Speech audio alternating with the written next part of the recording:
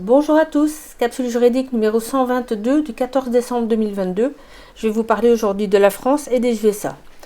En France tout d'abord, vous avez tous vu depuis 2 ans les affiches satiriques d'un certain monsieur Flory qui critique nos dirigeants avec pas mal d'humour. L'une de ces affiches représentait Emmanuel Macron, habillé et coiffé, moustache incluse comme Adolf Hitler, avec le texte, je cite, « Obéis et fais-toi vacciner ». Sur son brassard rouge et blanc, à la place des initiales SS, figuraient les initiales LREM. Une autre affiche faisait aussi l'objet de la procédure dont je vais vous parler et représentait quant à elle Philippe Pétain, placé en miroir par rapport au visage du président Macron, avec le slogan « Il n'y a qu'un pass à franchir ». Alors, poursuivi par Emmanuel Macron, M. Flory avait été condamné en première instance à Toulon et en appel à Aix-en-Provence pour injure publique envers le président de la République. Il a ensuite saisi la Cour de cassation qui, dans un arrêt daté apparemment d'hier, 13 décembre, a cassé l'arrêt de la Cour d'appel, estimant que les limites de la liberté d'expression n'avaient pas été dépassées. Alors, j'ai pas encore la copie complète de l'arrêt dans son intégralité, donc, parce que dans mes différentes bases de données ou même sur le site de la Cour de cassation, il n'est pas encore publié. Il faut généralement quelques jours au moins. Mais la partie visible d'un article publié hier matin dans le quotidien Nice Matin, hier soir plutôt d'ailleurs, sur le site de Nice Matin, en donne un extrait suffisant déjà pour dégager les grandes lignes de la décision. Alors je vous lis le début de cet article puisqu'il faut être abonné pour avoir la totalité, donc j'émets quand même des réserves sur l'intégralité de l'arrêt, mais vous allez voir que c'est assez éloquent. Donc je cite l'article, « Le président de la plus haute juridiction a donc estimé, lui, que les élans contestataires de l'afficheur n'avaient rien d'illégal, défendant en substance le débat suscité ou des critiques à la hauteur de la fonction de la personne visée, soulignant encore la présence de la précautionneuse mention « affichage satirique et parodique ». On le voit en effet en tout cas très clairement sous l'affiche où il y avait Pétain. Sur l'autre c'était moins clair. Et surtout il a estimé, donc de nouveau la Cour de cassation citée par l'arrêt de Nice Matin, par l'article de Nice Matin, la liberté d'expression constitue l'un des fondements essentiels d'une société démocratique et elle ne peut être soumise à des ingérences que dans les cas où celle-ci constitue des mesures nécessaires au regard de l'article 10, paragraphe 2 de la Convention européenne des droits de l'homme. Fin de citation.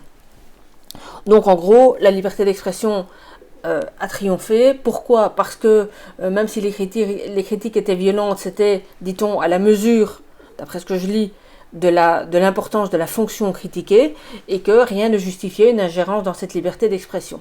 Donc dès que j'aurai trouvé l'arrêt complet, je reviendrai vers vous pour en parler. S'il y a d'autres attendus qui méritent qu'on s'y attarde, si par contre je vous ai dit l'essentiel parce qu'il n'y a rien de plus important, eh bien à ce moment-là je n'en parlerai plus, sauf peut-être s'il y a d'autres procédures.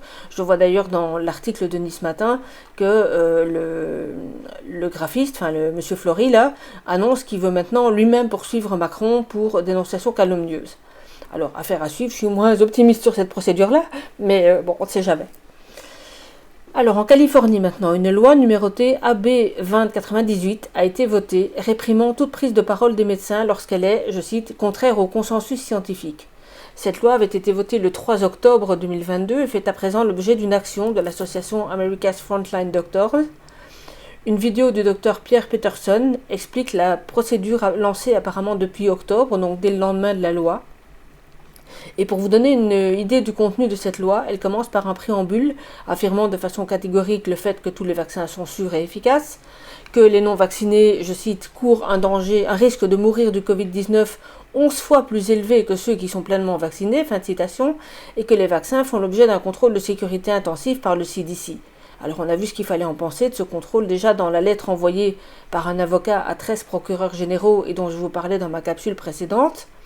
Ensuite, le préambule de cette loi affirme, je cite, « La diffusion de fausses informations et de désinformations sur les vaccins à Covid-19 a affaibli la confiance du public et mis des vies en danger. » De grands médias ont rapporté que certains des plus dangereux propagateurs d'informations inexactes sont des professionnels de la santé agréés. Fin de citation. On se demande pourquoi.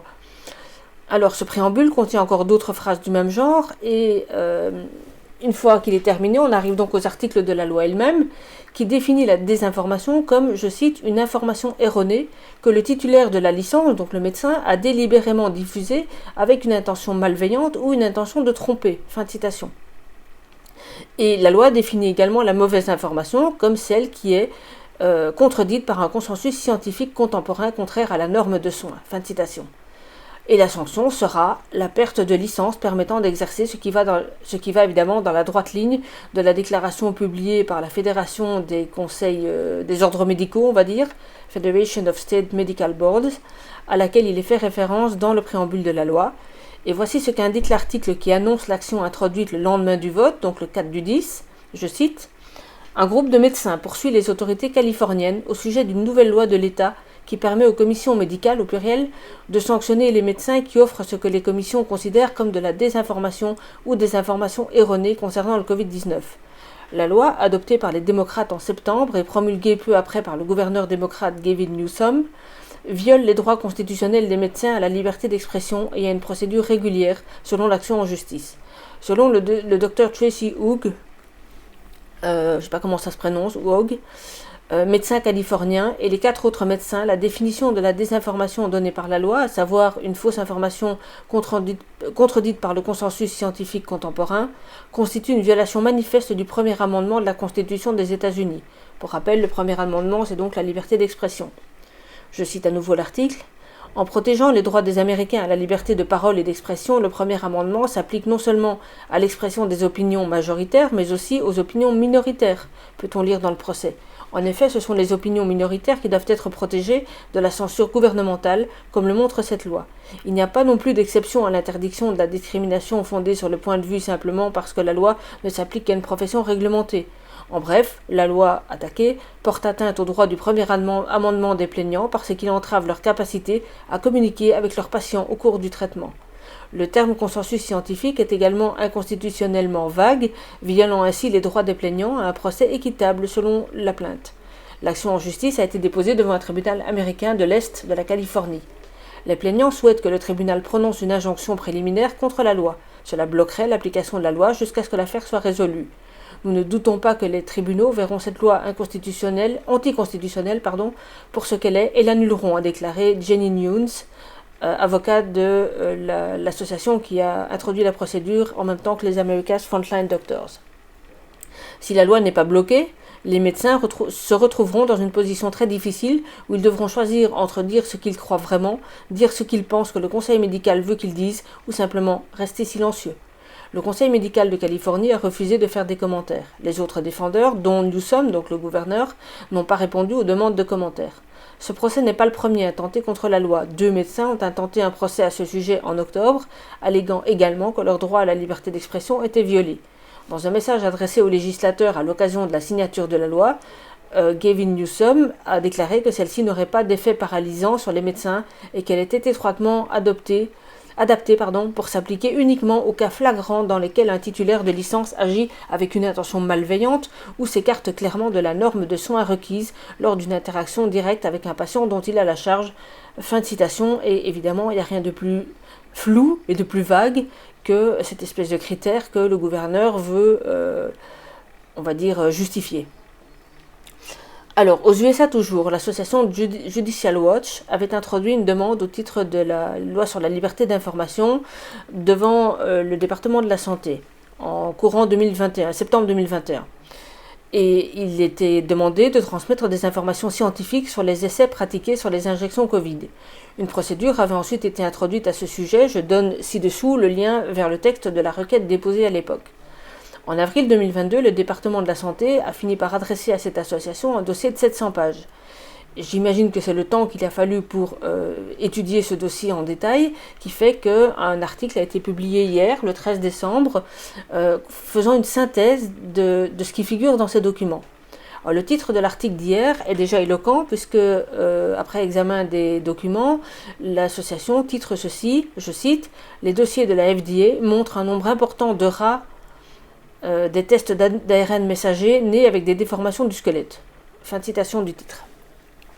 Et outre des considérations purement scientifiques que je vous laisse lire, puisque moi je me concentre surtout sur les aspects juridiques, vous le savez, je reprends une partie de cet article, c'est-à-dire les considérations plus juridiques. Alors, c'est un peu long, mais je crois que c'est important, ce sont les points qui sont présentés à la fin de l'article sous forme de liste à puces. Je cite, « Grâce au FOIA, donc c'est le Freedom of Information Act, Judicial Watch a découvert une quantité substantielle d'informations concernant les problèmes de Covid-19. En octobre 2020, Judicial Watch a reçu des dossiers de la FDA qui détaillaient la pression pour l'approbation et l'utilisation de rappels de vaccins Covid-19. Les dossiers du NIH ont révélé quant à eux une enquête du FBI sur la subvention controversée du NIH pour le coronavirus de chauve-souris lié à l'Institut de virologie de Wuhan. Donc le NIH a bien subventionné l'étude du laboratoire de Wuhan. Les dossiers montrent également que les responsables de l'Institution nationale des allergies et des maladies infectieuses, c'est le NIAID, là où travaille Fauci, étaient préoccupés par la recherche sur le gain de fonction à l'Institut chinois de virologie de Wuhan en 2016. L'agence Fauci était également préoccupée par le non-respect par EcoHealth Alliance des règles de déclaration et l'utilisation de la recherche sur le gain de fonction dans la recherche financée, etc. Donc en gros, on est très conscient que par rapport à la législation américaine, on n'est pas dans les clous par rapport à cette recherche sur le gain de fonction, mais c'est pas grave, on continue. Je recommence à citer. Les dossiers du HHS ont révélé que de 2014 à 2019, 826 277 $ ont été versés à l'Institut de virologie de Wuhan pour la recherche sur le coronavirus des chauves-souris par le NIAID, donc Fauci. Les dossiers de Fauci ont montré qu'il avait accordé 9 subventions liées à la Chine à EcoHealth Alliance, donc on se subventionne entre organismes américains ou entre organismes officiels et EcoHealth Alliance qui est une structure privée, pour rechercher l'émergence de coronavirus chez les chauves-souris et était le principal émetteur de subventions du NIH au laboratoire de Wuhan lui-même. Les dossiers comprenaient également un email du vice-directeur du laboratoire de Wuhan demandant à un responsable du NIH de l'aider à trouver des désinfectants pour décontaminer les combinaisons hermétiques et les surfaces intérieures. Donc quand on a subventionné le labo de Wuhan, je vous le traduis, il restait des problèmes pratiques comme notamment cette question de décontamination des combinaisons. Et donc qu'est-ce qu'on fait ? On va demander conseil à Fauci. Je lis toujours, donc ce sont toujours les conclusions faites par Judicial Watch après avoir examiné les 700 pages de documents qui lui sont envoyés par l'administration tout à fait officiellement, suite à la requête déposée. Donc ensuite on dit ceci, les dossiers du département de la santé comprenaient une chaîne de courrier électronique intitulée Urgent pour le Dr Fauci, citant des liens entre les laboratoires de Wuhan et EcoHealth Alliance, donc toujours cette structure privée américaine, financée par les contribuables américains. Les emails du gouvernement ont également signalé que la fondation du milliardaire américain Bill Gates a travaillé en étroite collaboration avec le gouvernement chinois pour ouvrir la voie à la vente de médicaments fabriqués en Chine, en dehors de la Chine, et à élever la voix de la gouvernance chinoise en plaçant des représentants de la Chine dans d'importants conseils internationaux. Fin de citation. Je poursuis la lecture de l'article. Les dossiers du département de la santé comprenaient une demande de subvention pour la recherche impliquant le coronavirus qui semble décrire une recherche de gain de fonction, impliquant des extractions d'ARN des chauves-souris, des expériences sur des virus, des tentatives de développement d'un virus chimérique et des efforts pour manipuler génétiquement la chauve-souris. Les dossiers du HHS ont également montré que le département d'État et le NIAID, donc Fauci, savaient immédiatement en janvier 2020 que la Chine retenait des données Covid, ce qui entravait l'évaluation des risques et la réponse des responsables de la santé publique. Donc une fois, je vous le traduis autrement, une fois qu'on a bien fait joujou sur les gains de fonction et qu'on a bien financé Wuhan avec l'argent du contribuable, notamment via le NIAID qui verse à EcoHealth Alliance, qu'est-ce qui se passe ? Le virus est lâché, on ne sait pas comment, la question n'est pas de savoir s'ils étaient volontaires ou pas pour l'instant. Le virus est relâché, la Chine retient des informations et le NIAID sait très bien que la Chine retient des informations, ce qui fait qu'on ne peut pas soigner les gens pour autant qu'on ait envie de le faire, de manière adéquate. Je reprends la lecture de l'article. Les dossiers de la branche médicale de l'Université du Texas montrent que l'ancien directeur de cette université, le Dr James Leduc, a averti les chercheurs chinois de l'Institut de Wuhan d'enquêtes potentielles sur la question Covid par le Congrès. En d'autres termes, là c'est moi qui vous le traduis, le Congrès, donc les députés américains, ordonnent une enquête à Wuhan. Mais avant que cette enquête se tienne, le directeur de la branche médicale de l'Université du Texas, qui a participé dans une mesure que j'ignore, avertit l'Institut de virologie de Wuhan en leur disant « Attention, une enquête arrive !» Sous-entendu, planquer tout ce qu'il faut planquer. Je reprends l'article. Les dossiers du département de la santé concernant les études de biodistribution et les données connexes pour les vaccins Covid-19 montrent qu'un composant clé des vaccins développés par Pfizer-BioNTech, les nanoparticules lipidiques, ont été trouvés en dehors du site d'injection, principalement le foie, les glandes surrénales, la rate, les ovaires des animaux du test, 8 à 48 heures après l'injection. Les dossiers du Federal Select Agent Program, ça je ne sais pas ce que c'est, révèlent des lacunes et des violations de la sécurité dans des laboratoires de biosécurité américains qui mènent des recherches sur des agents dangereux et des toxines. Les dossiers du département de la santé comprennent des courriels entre Francis Collins, alors directeur du NIH, et Anthony Fauci, toujours le même, au sujet de l'hydroxychloroquine et du Covid-19. Je lis, je suis presque au bout de l'article, les dossiers du département de la santé montrent que les responsables des NIH ont adapté les formulaires de confidentialité aux conditions de la Chine et que l'Organisation mondiale de la santé, l'OMS, a mené une analyse épidémiologique du Covid-19 inédite et strictement confidentielle en janvier 2020.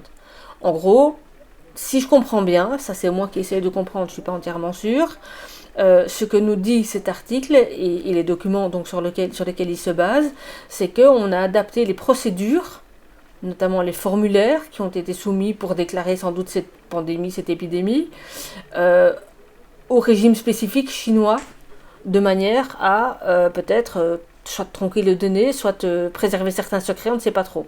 Ça c'est encore un mystère, on va attendre un petit peu pour en savoir plus. Et enfin, dernier point de l'article, les emails de Fauci incluent son approbation d'un communiqué de presse soutenant la réponse de la Chine au nouveau coronavirus de 2019. Donc évidemment, la politique de confinement strict, etc. Donc fin de citation. Là, je citais l'article, je rappelle que ce ne sont pas des élucubrations de ma part, ce sont tous des éléments qui sont exposés par cette association qui s'appelle Judicial Watch, suite à la procédure introduite pour obtenir des documents officiels tant de la FDA que du département de la santé, et que sur base des 700 pages de documents dont je vous donne le lien sous cette capsule, pour que vous puissiez vous faire votre idée si vous voulez, eh bien voilà les conclusions, les premières conclusions qu'il synthétise et qu'il met en forme dans cet article. Donc je crois que ce sera encore pas mal de matière pour les procès à venir. On voit que ça avance, les choses, je veux dire là, toute l'articulation des relations entre les administrations américaines de la santé, EcoHealth Alliance, la fondation Gates et le labo de Wuhan sont en train d'être montrées de manière très claire, à partir de documents officiels et non plus à partir uniquement de propos ou d'élucubrations, selon certains, des complotistes. Donc là, on a vraiment des documents qui sont des documents officiels et qui vont pouvoir servir dans tous les procès à venir. Voilà ce que j'avais pour vous aujourd'hui. Écoutez, je vous souhaite une très bonne journée et je vous suggère aussi, je viendrai en reparler, d'être très attentif à ce qui se passe pour l'instant au Brésil. Je vais vous le résumer en quelques mots, mais j'y reviendrai très longuement.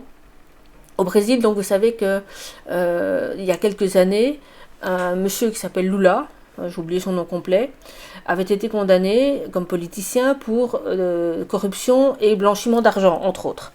De mémoire, il avait été condamné à 9 ans de prison, mais au bout de très peu de temps, la Cour suprême, et notamment un magistrat que une partie de la population considère comme corrompu, je n'en sais pas plus à son sujet, Alexandre de Moraes, avait annulé cette condamnation et réinvesti M. Lula dans l'ensemble de ses droits, à tel point donc qu'il a pu se présenter aux élections présidentielles qui ont eu lieu il y a quelques semaines, soutenu en cela essentiellement par le Forum économique mondial, ça c'est pas un secret, il n'y a absolument rien de secret à ce niveau-là. Et donc, suite à ces élections, une grande partie de la population brésilienne estime, à tort ou à raison, on le verra, l'histoire nous le dira plutôt, que ces élections ont été frauduleuses, que les résultats ne sont pas conformes et qu'en réalité Bolsonaro aurait gagné. Je ne me prononce pas sur le fond, c'est pas la question. Ce qui est important, c'est que pour l'instant, vous avez au Brésil des millions de personnes qui sont dans les rues, tant pour les grandes villes que pour les villes un peu plus petites, des militaires qui se déploient, etc. Je vais avoir vraiment l'occasion d'y revenir, et la situation là-bas, j'aurais tendance à dire qu'elle est explosive, mais en fait non, elle n'est même pas explosive, en fait c'est une révolution, des mouvements populaires qui se font de manière, pour l'instant, d'après ce qu'on voit, très pacifique, mais massive, et l'armée qui est littéralement appelée par les par la population. Donc, surveillez ce qui se passe. Vous verrez rien à la télé, vous verrez rien dans les journaux. Surveillez ce qui se passe sur nos sources habituelles. Regardez aussi, j'ai un canal qui s'appelle Nous sommes les 99%, les peuples et les armées debout. Je vais vous remettre le lien sous cette capsule. Surveillez sous ce canal, parce que je suis en lien maintenant avec une brésilienne, mais qui parle français et qui me fait quelques retours. Ça va être très intéressant. Je vais essayer de l'interviewer si elle veut bien, d'ailleurs, tout simplement. Mais regardez ce qui se passe, parce que c'est vraiment, vraiment très important, dans le sens où ça pourrait faire tache d'huile dans d'autres pays. Voilà, je vous conseille vraiment d'ouvrir les yeux sur ce sujet-là, même si on n'en parle pas à la télé, et surtout si on n'en parle pas à la télé. Voilà, à très bientôt, passez une bonne journée, tenez bon, au revoir.